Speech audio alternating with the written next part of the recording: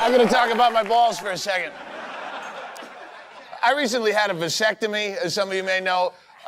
For those who don't know, I know you know what a vasectomy is, but if you don't know exactly how they do it, what they do is they make a small incision on each side of your scrotum, and then they remove your courage and your confidence and your social skills and your need for any personal hygiene, and they replace it with a violent fear of sneezing.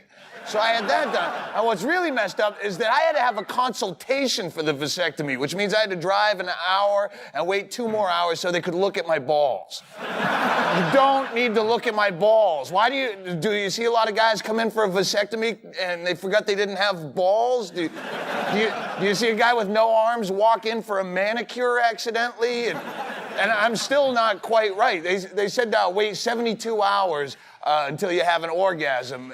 I made it 8 days, and I didn't even want to spank at that point, but after that long, I'm getting deviant thought watching commercials that didn't even have people in them. And I jacked off. I was like a little girl in a scary movie. I didn't know what was going to come out of there. Blood or chili or stitches.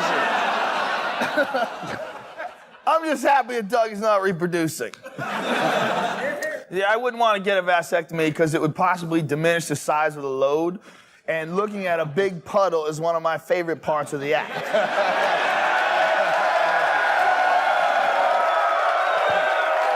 It means a lot to me. It means a lot to me. It's important. Besides, getting a vasectomy puts me in a quandary.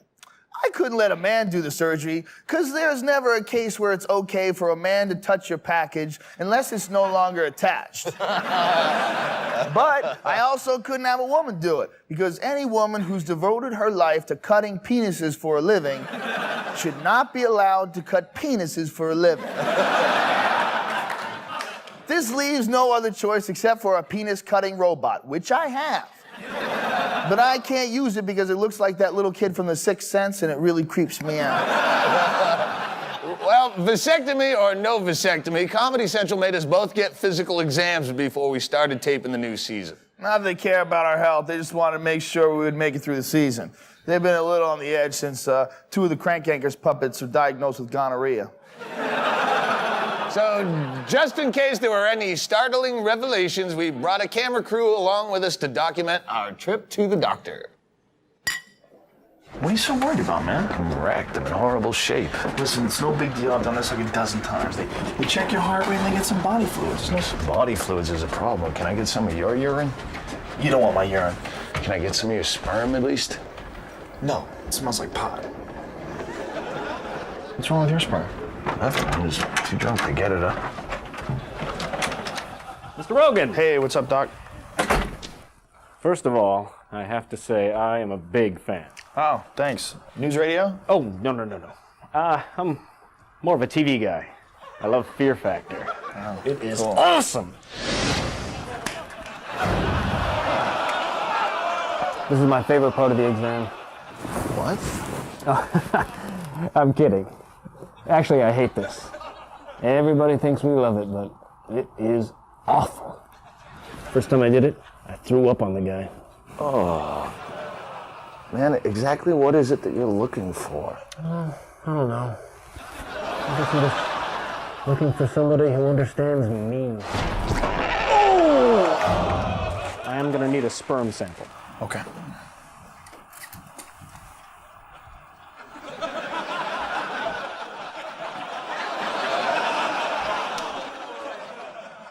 You gonna leave? No. I have to make sure it's yours. Okay.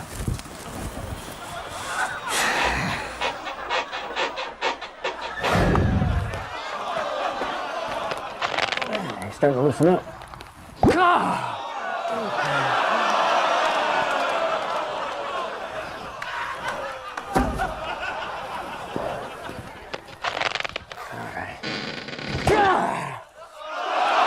How the hell did this get up there?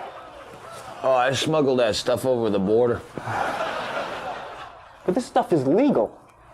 It's a practice run. What's up? Can you get me on the show? Oh man, gonna be you on don't Fear wanna be Factor. on that show. My friends would freak. Look, everyone on that show's a loser. It's so humiliating. You know, come on, you're not the type. Oh, yeah? Now check this out.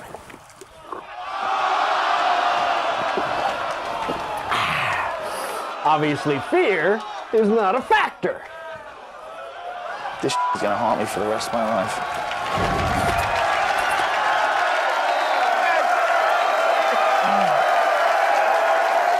Next, incredible rewards and hellacious punishments on the Wheel of Destiny.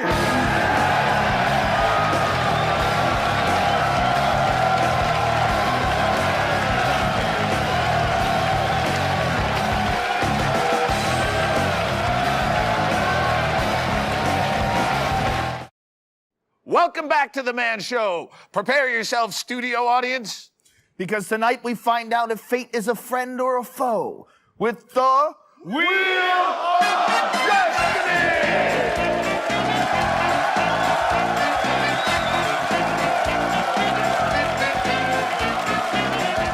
This is how it works. First, we pick a guy out of the studio audience. First up, Chad Terpstra. Terpstra. Chad. Take your place at the wheel. We'll explain what's on the wheel. First up, the good things. Dangle Jacko. You get to dangle a midget dressed as Michael Jackson over a balcony. Next, Babe Beer Bath. We have Juggy Vanessa taking a bath in a vat of ice cold beer, and you get to drink that beer out of the bathtub. Next up, Juggy Phone Booth. You get stuffed in a phone booth with as many bikini-clad juggies as will fit, then you get to make a phone call to your ex-girlfriend and tell her what you're doing. Can you hear me now? And finally, you, a porn star and a van. Adult film star Sunrise Adams will take you out to her van in the parking lot where you get to spend half an hour with her and no cops. And sodomy laws do not apply. In the old days, the wheel was a fickle mistress, but now we know she was just bipolar. Yeah, now for the bad stuff. First, there's draw on your face. Our Man Show artist in residence, Ron Rubio, will draw something you don't want on your face on your face. Next, anal thermometer speaks for itself. That nurse will take your temperature with an anal thermometer.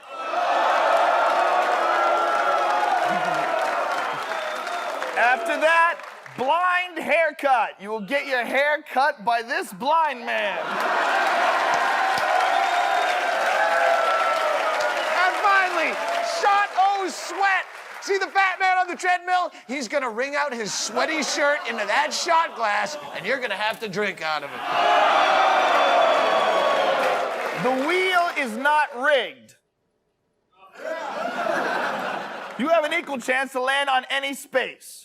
Are you prepared to obey the wheel and accept whatever it deals you? Absolutely. Then spin The Wheel of Destiny!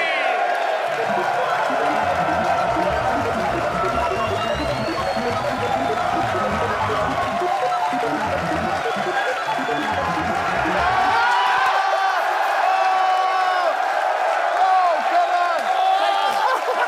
Just take him right down front.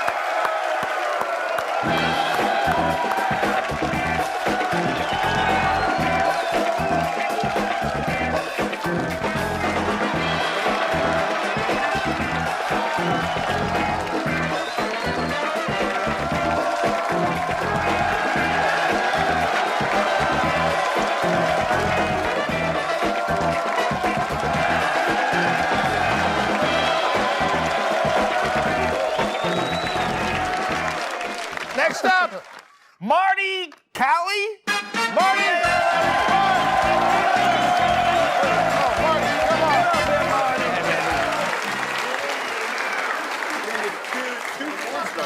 What's that? Can you do two No, you porn can't stars? do two porn stars, but you don't can want jump on sloppy that guy's seconds, back. bro. You don't want Yeah, that's sloppy right. seconds. Yeah, exactly. You ready to do anything and everything the wheel tells you to do? Absolutely. Then spin the wheel of destiny.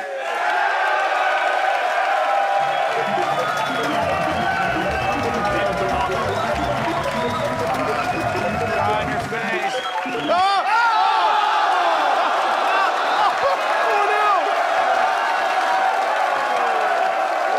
Let me get that for you.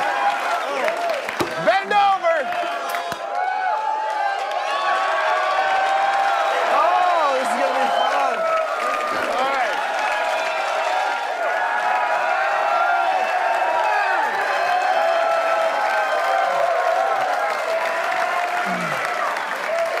Hold that for a second. Bend over, dude. Bend over. Assume the position. We have to use a registered nurse, so instead of Juggy Kathy, we're gonna introduce Nurse Angry Hand. Could you come out, Nurse Angry Hand? It's gonna take your temperature with an anal thermometer.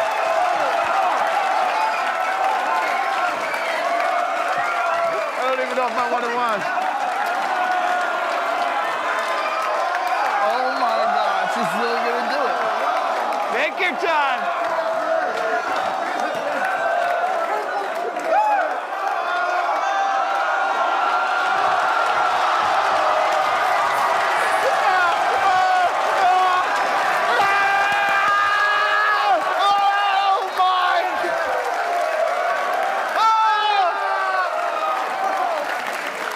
I can't. It's not reading right. I gotta do it again. Yeah. Run! Run for your life! Run for your life! Get out of here! Go while you still got time. Next up, we have Dave Ham. Dave Hale.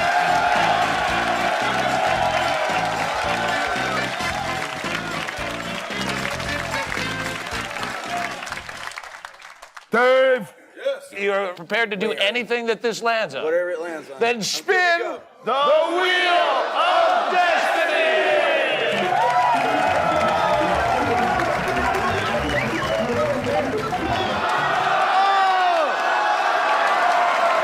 Come on, right up here. Oh, baby. No, right over here.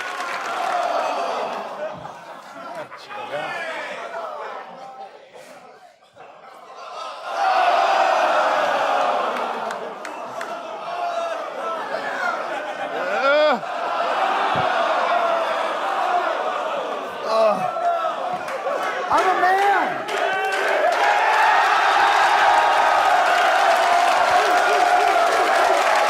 I'm a Juggy Beer chaser. Hey. Yeah. There you go. Thanks, man. Go. The wheel has spoken. We'll be right back.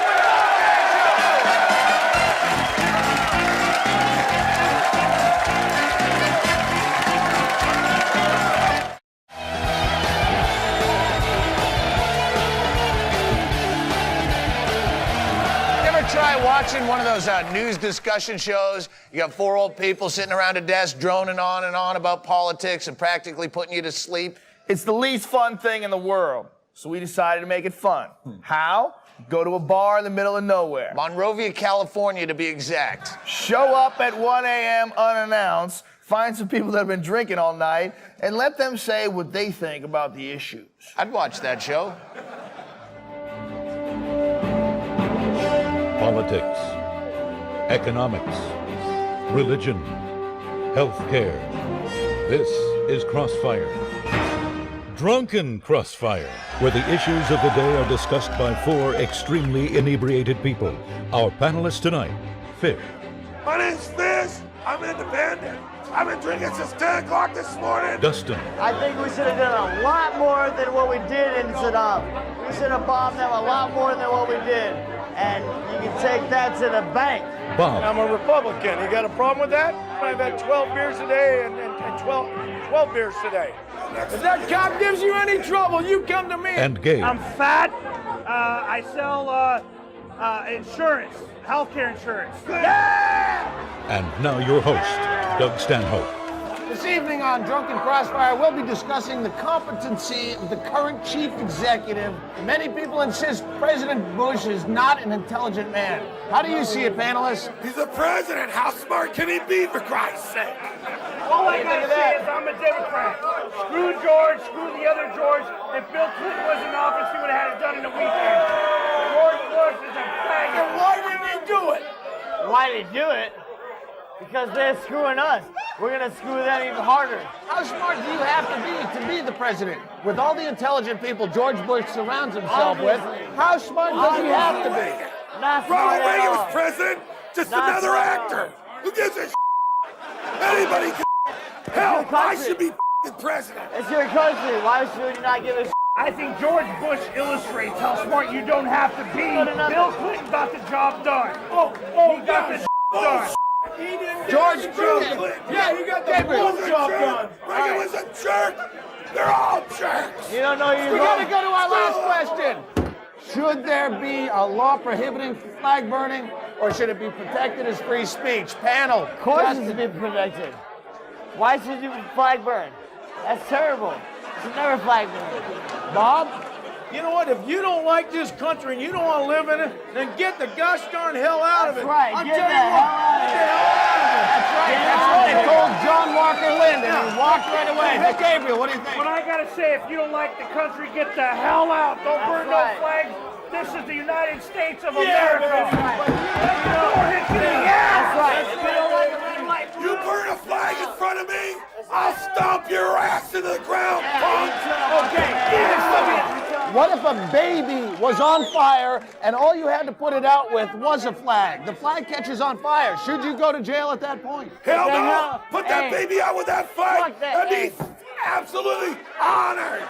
What kind of question is that?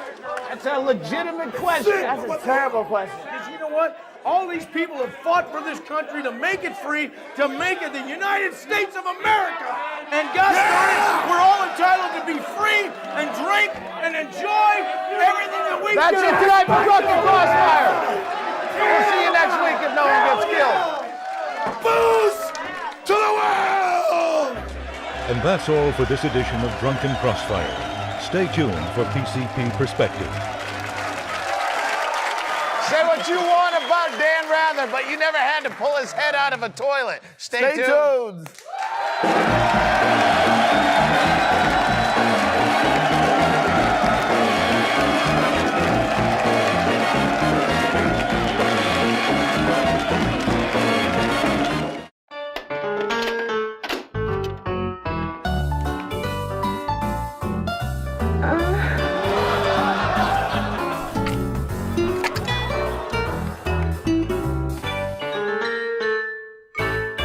Hi, I'm Doug's mom, and have I got some porn for you this week? This week's find is called Sexual Misbehavior, starring Kira Kenna and Shane Collins. My goodness, I had to flip over the couch cushion after this, Jim. It was so good that I brought out Old Hickory. My grandfather carved this out of scrimshaw during the Depression. I usually only use it to shoo the cats away from eating their own sick. But sexual misbehavior felt like such a special occasion. This is the feel-good movie of the year. It was like chicken soup for the whole. On a scale of 1 to 5 diddling fingers, this one got the whole hand. 5 fingers.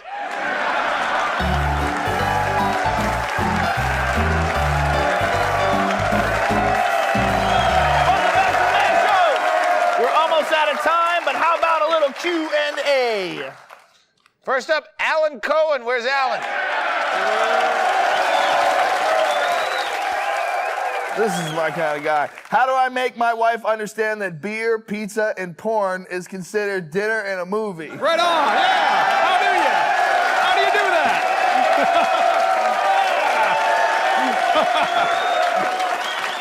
I think the only answer is marry a guy. Marry a dude. Oh, there you go. Hey, I'm up for that. I'm up for that. Thanks. Good night, everybody. And now, Girls on Trampoline!